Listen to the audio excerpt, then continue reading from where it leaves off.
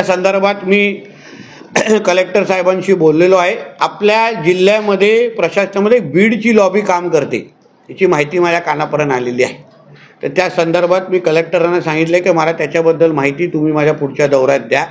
कोणाची अगर मक्तेदारी आणि दादागिरी इथे चालत असेल, बीड आपल्या राज्यातला एक महत्त्वाचा जिल्हा आहे, पण त्याही जिल्ह्याच्या नाव वापरून अगर इथे कोणी दादागिरी करत असेल त्या संबंधित, तर त्यांच्यापर्यंत आम्ही पोचू।